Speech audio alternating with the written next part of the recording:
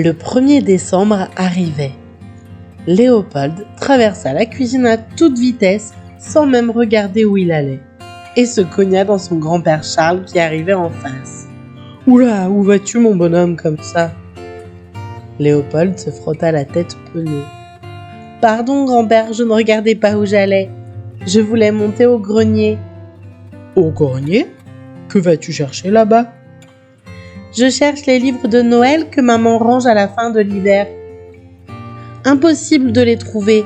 Ils ne sont pas dans ma chambre, pas dans le salon et ni en haut des étagères. »« Ne sont-ils pas dans le van ?»« Non, je ne les ai pas vus non plus. C'est pourquoi je vais aller voir dans le grenier, c'est le dernier endroit où ils peuvent être, je pense. »« Fais attention en grimpant à l'échelle. » Grand-père rit et partit se servir une tasse de café sur la gazinière. Il emporta avec lui 2 sablés de la boîte à biscuits. Léopold installa l'échelle sous la trémie du plafond et se hissa dans le grenier. Ouh, il y faisait froid, et une odeur de renfermé le fit tousser. Il chercha un long moment ses livres, mais à part un vieux cheval à bascule, quelques caisses à bouteilles, il ne trouvait rien.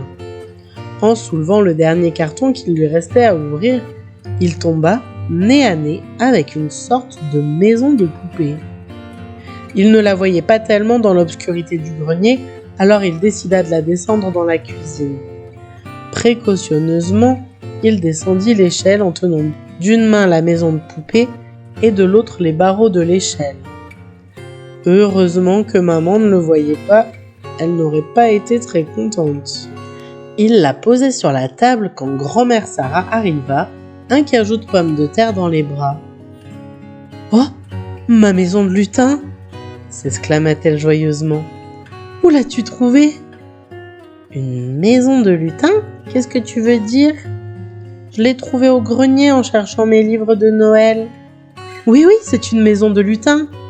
Elle appartenait à ton arrière-grand-mère Milly, ma maman, qui me l'a donnée ensuite. C'est là où les lutins du Père Noël dormaient dans notre maison lorsqu'ils nous visitaient. »« Oh, mais c'est génial !» s'exclama Léopold. « Est-ce que je pourrais la garder pour Perlin et Pimpin ?»« Oh, oui, bien sûr, autant qu'elle serve. Par contre, elle va avoir besoin d'un bon nettoyage et d'un peu de peinture, » s'exclama grand-mère, en passant son doigt sur l'arête du toit, recouvert d'une épaisse couche de poussière. Léopold se réjouit à cette idée. Il passa le reste de la journée à nettoyer, poncer et repeindre la jolie petite maison. Ses amis les lutins allaient être surpris lorsqu'ils arriveraient dans la nuit du 1er décembre. Terminée, il la montra à sa maman, qui eut l'idée d'ajouter de la fausse neige avec son pistolet à colle et d'y ajouter aussi quelques gourmandises, sucre d'orge et bonbons pour la décorer. Ainsi, on aurait dit une maison en pain d'épices. Léopold ajouta un petit écriteau à l'intention des lutins et alla la poser sous le porche de la maison. Chaque année, il déposait plutôt une vieille boîte en carton pour eux. Alors cette année, il n'allait pas en revenir.